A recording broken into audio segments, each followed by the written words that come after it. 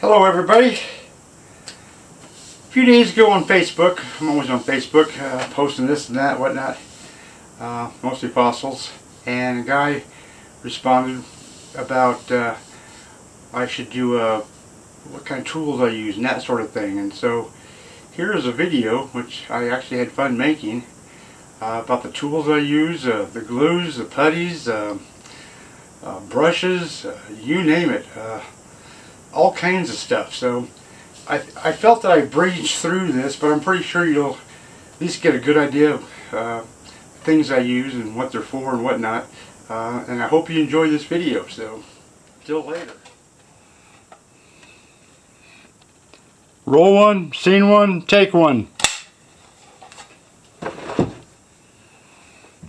Places, everybody, and action! Hi everybody. This is a video of a tutorial, but I'm going to start out with a little story of how I got started. It all started back in 1991 when I was finishing up this guy's house. I was a painting contractor. He had a bunch of stuff in his one room. I asked him about it. He brought me inside, and about 4 to 4.5 hours later, I can't remember, but I was in there for half a day, just talking about fossil stuff. And he told me where to go, and my first fossil was an impression. It was a rock with an impression of a clam in it, and I was so excited. I just couldn't believe it.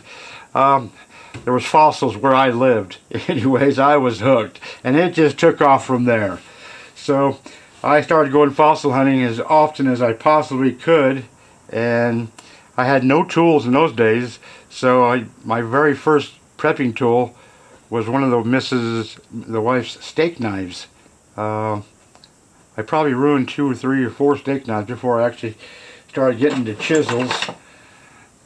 So that was my next prep tools, were chisels. But that's how it all started, and I just went gangbusters, head over heels. I quit fishing. I quit all my other hobbies, and I'm 32, 33 years later, I am still prepping fossils. Roll one, scene two, take one. Places, everybody, and action! So I didn't mean to laugh. My very first air scribe, it wasn't this one, but I've gone through several of these. This is an 8315B air scribe. I don't know if you can see the size of that tip there. I didn't know it at the time, but it's a very small air scribe. Doesn't move a whole lot of rock, but it has a lot of control for finer stuff. My next air scribe I bought was an ME 9100 from Paleo Tools. Yeah, there's a plug for them. This is my most favorite tool of all time. This will move 10 times the amount of rock as this tool. And it still has a fine point. You can still, if you're careful, you can still do some very fine work with this. It's just an exceptional tool. So those are my first two. I've got lots more. Then for really big stuff, I got the Super Jack, also from Paleo Tools. This will move 10 times the amount of rock as the ME 9100, and that'll remove 10 times as rock as the 8315B. This I got with the chisel tip. That'll blow through rock. You make a mistake with this one, you've made a pretty good mistake. So those are my, well, I don't even use the 8315 anymore. I just quit using it. So put that aside. I've got some tools from Europe, from Zoic. Can't even remember the name of these things. They're so new. But they all these other air ones work off of 110 psi, actually 90, but I run them at 110 psi. These ones run at 36 pounds. 36 pounds of pressure versus 110.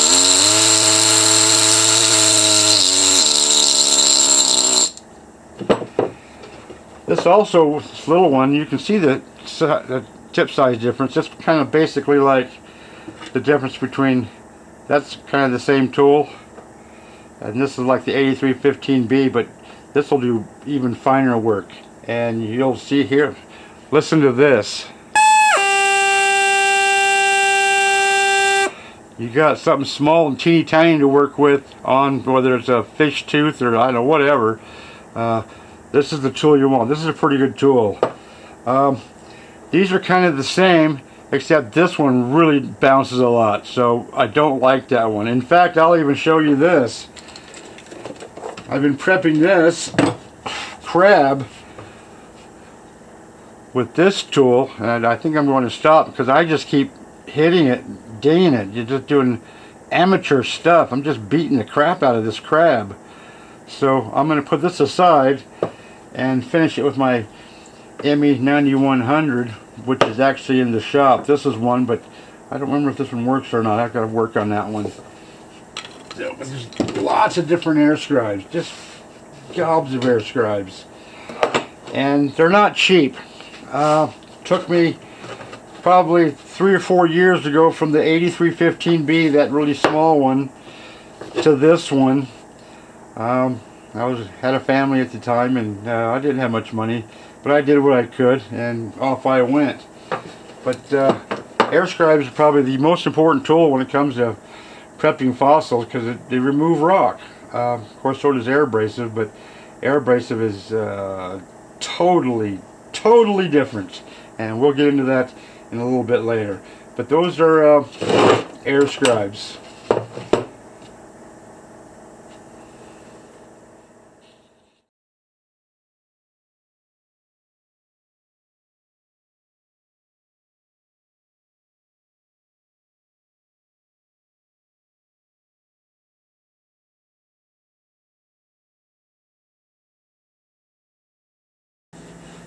Okay, I thought I would show you the difference that these air scribes do on a piece of rock. This is actually a crab concretion, and this is actually the top. These are where the claws are at, and this is the rear of the crab. How do I know that? Because I'm a Mr. Miracle Man. No, I might be stretching that a little bit. Anyways, this air scribe is not made for taking a bunch of rock off, but I'm going to show you just what it does.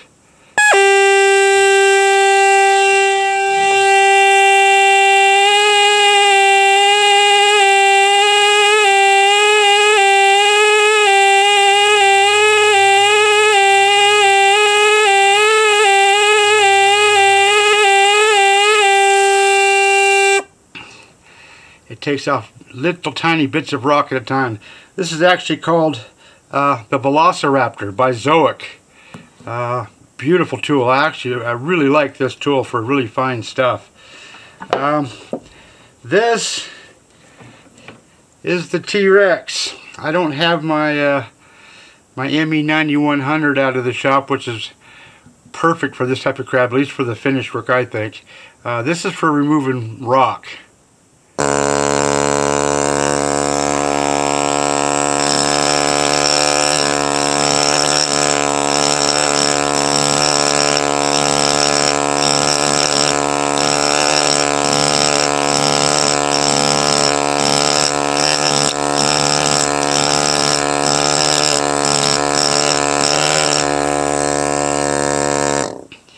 You can see how that takes off a whole bunch more rock than this Velociraptor.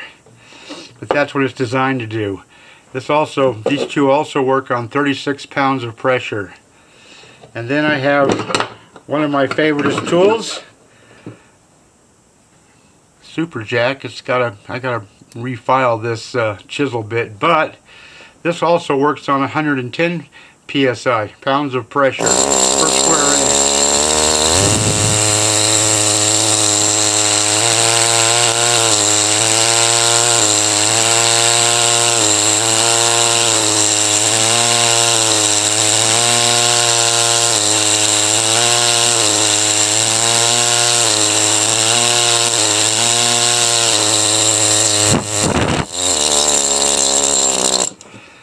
This moves rock super fast, and I've said it before, I'll say it again.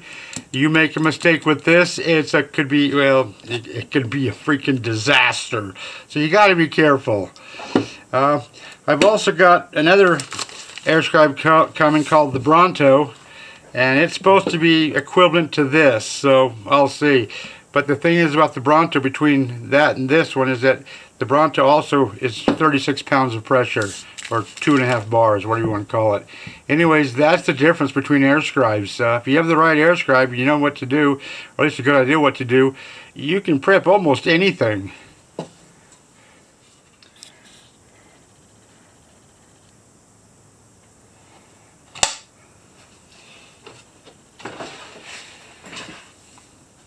Okay, when you're prepping fossils, you almost always need some sort of glue.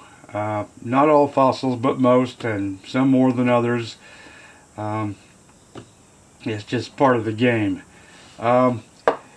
There's all different kinds of glues on the market. This is actually Gliptol, which I've been using since I started, that I mix with acetone, about 8-to-1, give or take. And then I use these brushes, and I have all kinds of brushes. These are all for glues, because they get hard with the glue on them. So I keep those separate than my acrylic glues. Anyways, you can use Butvar, Paraloid, all different types of glues out there, but I've been happy with this. Some guys don't like it. I don't care. I like it. And then you have the super glues, which is called cyanoacrylate, and they come in different viscosities. The brand I use is called Starbond. You can use Paleobond. Paleobond is actually about twice as expensive, at least it used to be. I don't know what it is now. This is the thin stuff. This is like almost a water consistency. It has great wicking powers. You put that on a little tiny crack, and it'll just get sucked up right into that crack. Then you'll be able to see it, but this will literally wick into a crack that you cannot even see. This is good stuff. This is the same stuff, but much thicker viscosity. This is what I use for gluing things back together, whether it's crab or whatever type of rock that you need to glue back together. Here are a few things I have glued and clamped using cyanoacrylate, the thicker version. As I picked this up and brought it back, look at this delamination occurring. You can see it. I don't know if you can see that or not. You can see how it moves. So I got my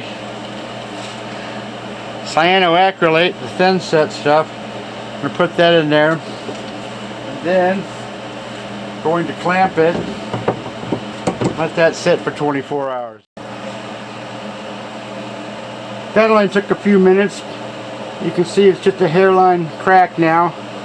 I think before I put this in a frame, I'm going to take some of my Gliptol glue and just go around this complete edge. If I get a little bit on the top edge, it doesn't matter, because there's going to be about a 3/8 of an inch piece of wood within the frame that's going to cover that. But anyways, there you go. Glue back together.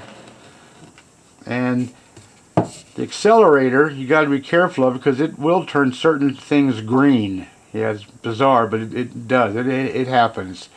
Some rock it won't touch, others it does. But you glue something with this super glues, you spray it, and as soon as that spray is dry, it's cured. It's good. It's amazing stuff. Another glue I use is just silicone. Not really a glue, but it's great for putting a slab of rock, whether it's a fish or whatever. I use mostly fish, is what I do, to put on a backer board.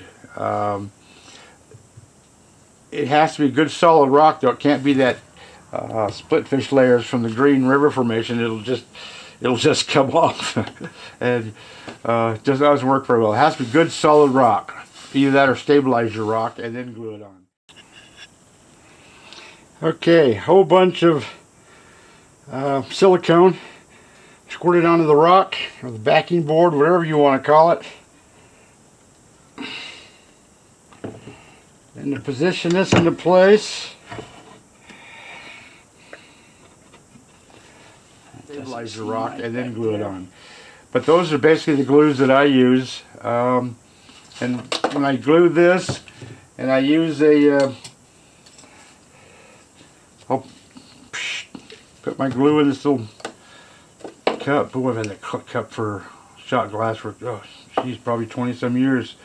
Glue whatever you want, and then I use a, before I put the paintbrush back, when I'm done using whatever glues, I pour the glue back into the bottle. I take the paintbrush and I get whatever glue, excessive glue, off the paintbrush, so that when I use it again, it doesn't have to sit there and dissolve the glue forever. This way it only takes a few seconds and you're ready to use that glue again, or that brush again. Anyways, those are the glues that I use.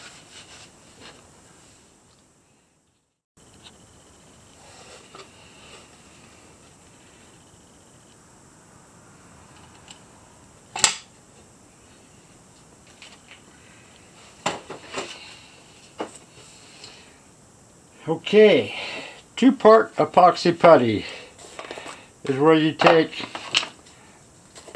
equal amounts of part A and part B, however much you want. This actually, you can get these putties in different colors, pre-made colors. I've got more than this one. This one actually, once mixed together, is actually a gray color. I've also got just pure white. But I mix these powders, like, you know, yellow ochre powder, turn it kind of yellow. White, do whatever. Dark brown, I got a bunch more. Black, mostly just earth tones. And it's usually trial and error. You mix and mix and mix and mix and mix and mix and mix. It helps to wear those surgical type gloves that doctors use. Otherwise it gets all over your hands. But this is great for, if you're good at sculpting and artist work and stuff, you can fix just about any fossil, or at least make it look not as bad as it does. And all kinds of shaping tools to sculpt with. Sandpaper comes in really handy. I'll usually take a little tiny piece, and I mean a little tiny piece, and sculpt, sand, whatever the way I want. So I get it to the way I want it, and if it needs coloring or some acrylic work, then I do that later after it's cured. Anyways, two-part putty. It's two-part epoxy putty. Great stuff. It's saved I don't know how many fossils that I've used it with. Anyways, just one more thing to do for prepping fossils.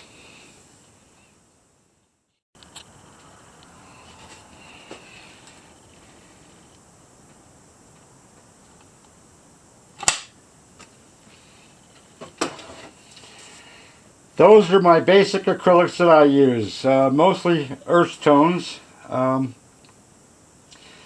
put on a piece of plastic, a little, actually you can see the old stuff here from previous acrylic jobs I've done. I'll put a drop of this, whatever I think I need to mix together.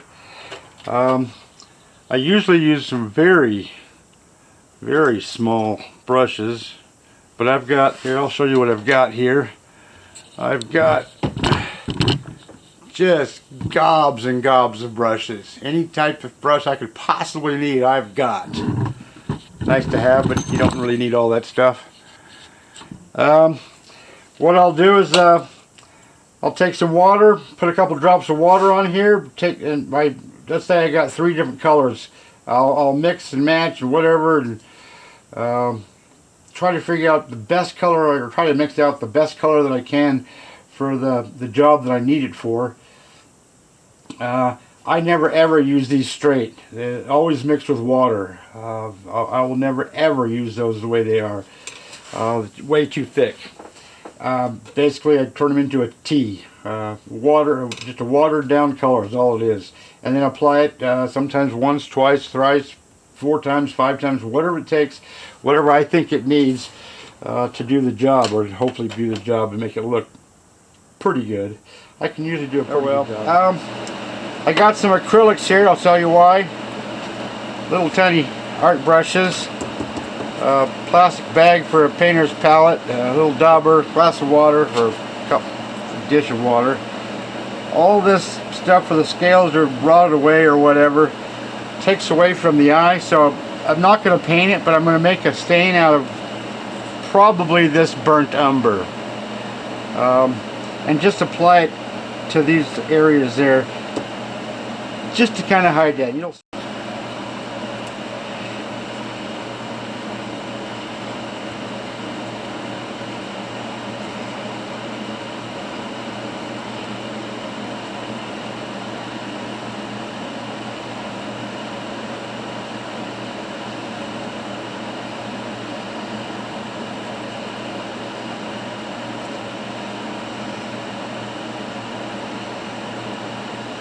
I don't try to make it perfect, because then it doesn't look right.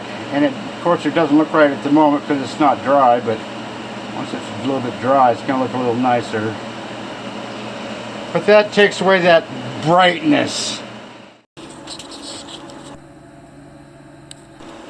Okay, I did a little layering there. It's hard to see, but just to make it so it's discolored more, makes it look more natural.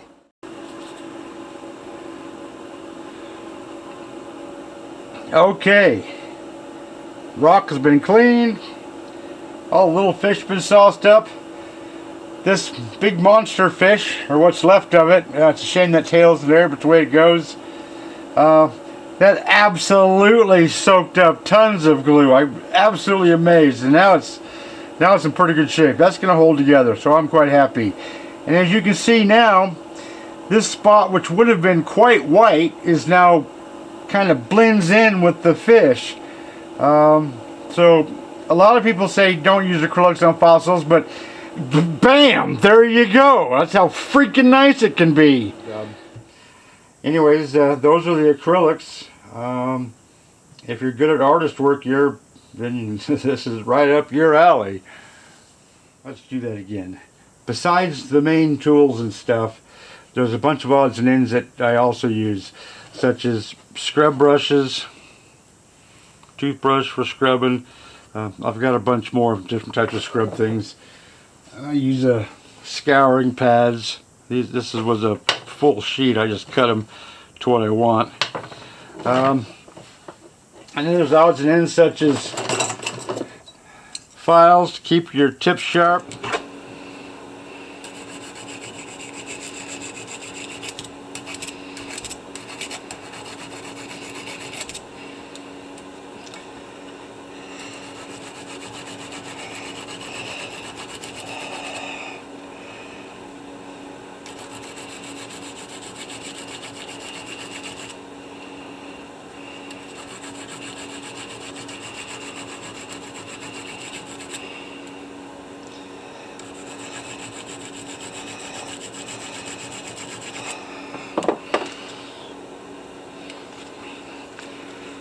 That's what I see. Get a very close-up view. I don't know if you can see that or not. Okay, that's sharp. Chisels, in case you just want to tear off a chunk of rock real quick or something. This is an old chainsaw file that I've sharpened up. Works fantastic for these and those. This is what I first started using when I was prepping fish. Pretty tough on the fingers, but boy, I used to have pretty tough fingers. But nice tool. Oh, and I used to always go to the chainsaw store because I was always cutting wood and stuff with my chainsaws, and so I got these for free. He just gave them to me. I still got a bunch. Always keep your points sharp.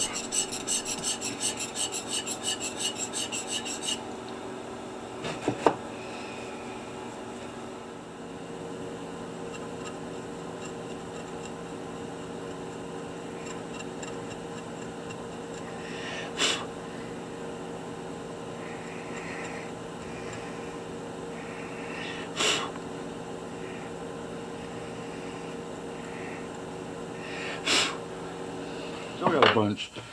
You need stuff like tape. Tape comes in handy for whatever, all kinds of stuff, just all kinds of stuff.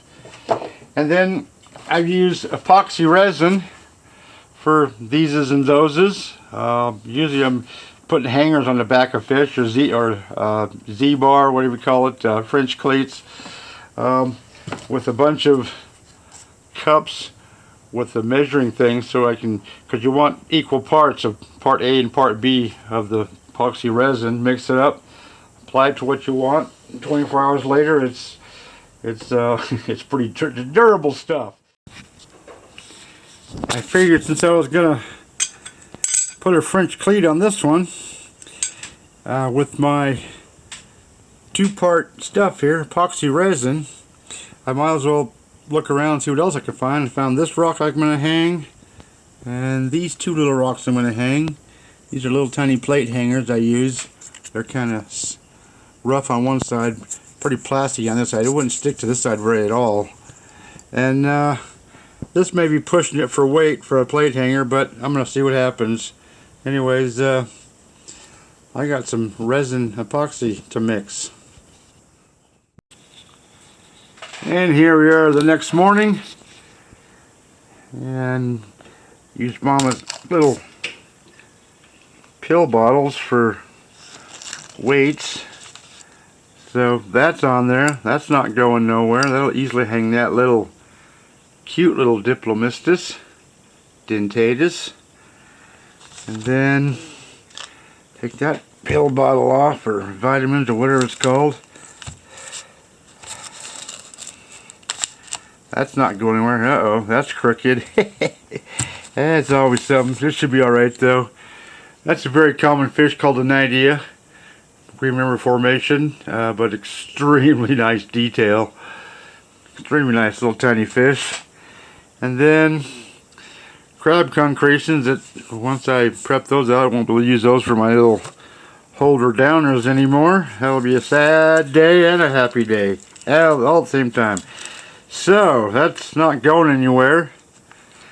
And that's a green river fish.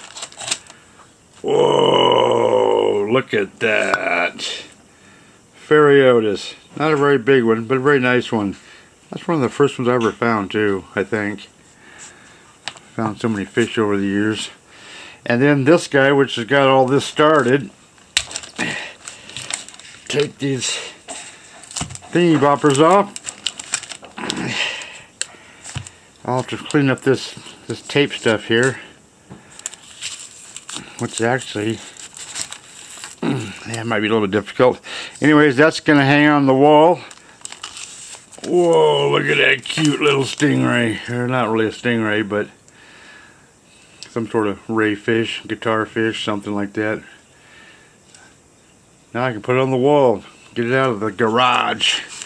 So I'm gonna go hang these babies. Durable stuff. Oh, and you can see this darkish spot here.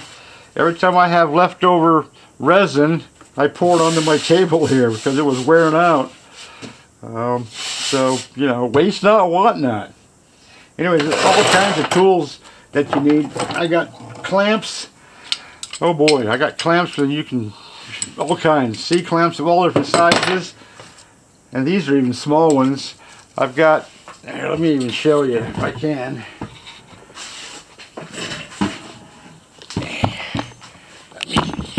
Oh, jeepers. There's a bunch of clamps there, different kinds. And there's some clamps. Oh, I'll zoom in there. There's some big bar clamps there. Bunch of, oh, you can't see, it's in the way. But bunch more clamps down there. I got clamps for everything, everywhere. Anyway, and my garage is an absolute mess. Got projects everywhere. That's the way I like it though. I like projects everywhere. So anyways, there's just gobs of tools you need. Just gobs. And there's probably a whole bunch more that I've forgotten, but that's basically, you have those things, you're ready to rip. Darn tootin'. And for odds and end tools, here's some of the bigger stuff I use. This is just an angle grinder tool with a 4-inch diamond cutting wheel on it. And this is another angle tool with a diamond grinder on it. I use this for the big stuff.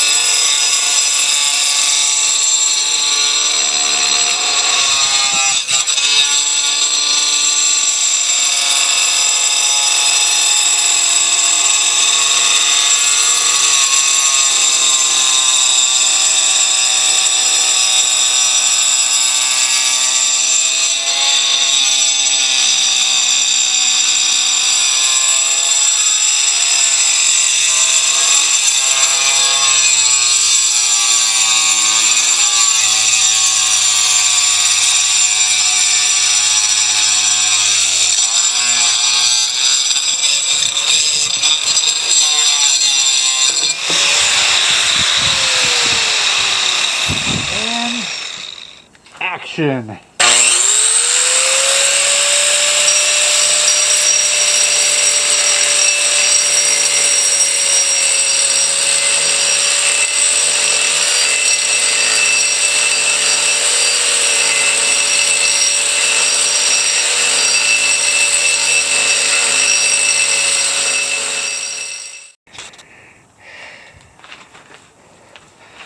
I gotta say, that worked pretty darn good. Look at that, just beautiful. I mean, I got some cleanup to do. And this for the big stuff. I've even used this palm sander a couple times for the bigger stuff. There's just no end to the tools you need. And then over there, I use that quite a bit. That little sander, the belt sander. That comes in real handy for shaping rock, cleaning up edges, all kinds of stuff. So there's probably a whole bunch more I'm forgetting, but that covers the gist of it. Another very useful tool is my Fordham. This is 1/4 horsepower, so it's a little bit expensive. There's different hand pieces you can get for these. This is the heavy duty one. This is great for, I used to polish up a lot of sand dollars, but I haven't done it for quite a while because I don't find those anymore, but I'll have to show you what those look like. Anyways, with this tool, you've got all kinds of, let me change this a bit. You've got all kinds of grinding tools you can use with that. I mean, just all kinds. Most of these are aluminum oxide for grinding down rock and whatever. But you've also got all the sanding barrels, different grits of sanding barrels, that kind of thing. So you can sand just about anything you want in different sizes. This is the normal size, or what I call normal. And then you got smaller stuff for smaller stuff. And then for actual polishing, I've got all these little buffing wheels, and I've got cut-off blades.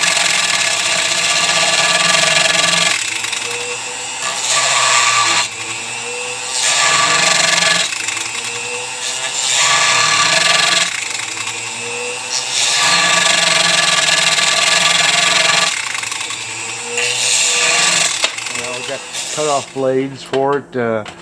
All these, talk about dust collectors, all these different bits for carving and stuff. Gobs of them, different kinds. Just with a little bit of determination and all of these tools for carving, one can just about carve anything.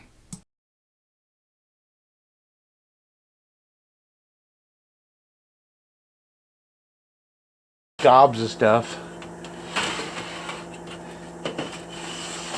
Oh, and then polishing rouge, more cut-off blades, just all kinds of stuff, so that whatever you run into, you can handle it, fix it, repair it, whatever it takes. But of cool little tool. I got my old one. My old one is way over there, so that I don't have to move this from here all the way over there. How spoiled am I? But the old one is like less than 1/8 of horsepower, so you start to do something and it starts to bounce because it doesn't have enough power. Where this thing will, boy, this thing is a beast, a freaking beast. Lots of tools. You need lots of tools. Also, for all your air scribes and stuff, you need, Zoic sends you this type of oil for your tools, just a drop or two every 8 hours or so. I got more of it up there. I got a whole big bottle of it here. Always keep your stuff oiled and lubricated. And then kind of my everything cabinet. This has just got all kinds of stuff: glues, powders, waxes, stuff for sharpening my chainsaw files and stuff. Just stuff. More brushes, mixing cups, stir sticks. Just stuff. Gotta have stuff. Anyways, those are the basics. And yeah, there's quite a few of them.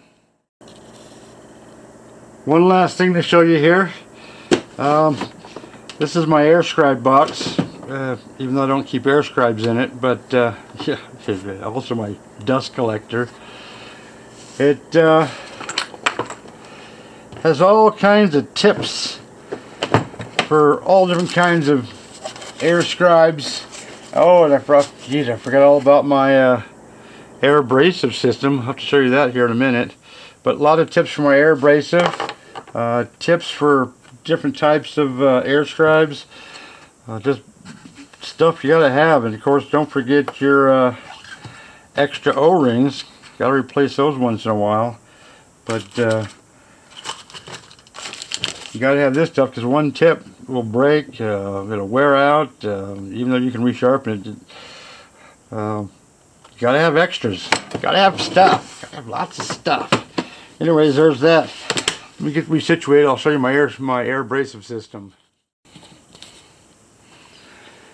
And here's my biggest dust collector, the Comco AccuFlow. Expensive unit, but man, when it's running, it just keeps going with this tank here. It's not the biggest tank, but that tank goes down inside here, I think. Anyways, haven't used it. I don't use this thing in the wintertime because there's too much moisture. But I have this magnifying lens that goes on the glass so that whatever's inside here when things are running, I can sit here, look through here, and it brings everything right on up to where you can see it really plain as day, and you don't burn your fossils so much. This is one that's I never quite finished. That's a heck of a night here. The only damage is this part of the tail. Can you see that? Yeah. But I got to air abrasive these fins a little bit, and already got a hanger on it. It baby's just about ready to hang. And then I got all these fish over here. They're just ready to, God, they're even ready to hang. But I got to clean them up with air abrasive. So I got lots of work to do this summer. Things are just lined up here ready for work. I got more projects that I know what to do with. Anyways, you can set your pressure here and how much abrasive blend you want. And you get your stuff set in there, you put your hands in there, and you just start going to town. That's a pretty fun little unit. Anyway, in the corner over there, if you can see that, I got a huge industrial vacuum which is hooked up to that so that I'm not breathing any dust. Anyways, there you go. Now when I'm doing my actual prep work with my air scribes and whatnot, I grabbed this piece of wood that I kept in here for bringing the fossils up closer to my face. And then I have these rolled up towels and actually a pillowcase to hold my rocks and stuff with, such as like this. It holds it any way you want. That way you're not holding it constantly with your hand, especially if you have a hand like I got, which is her arm, half a body. Jesus, it's worthless almost. But this is for the little stuff. If I got something big, I don't use this, but like this fish, I can put it at an angle and work on it a little easier. It's a lot easier than working on it flat, at least for me. So that's what I got these for. Anyways, that's my little miniature prep bench on my prep bench. But I also prep behind me over there. I got projects going, and sometimes I prep outside depending on what's going on or how big the project is. I've got some pretty big plates of rock that has lots of fish on them and stuff. So big I can't even lift them. Anyways, I got to get back to work.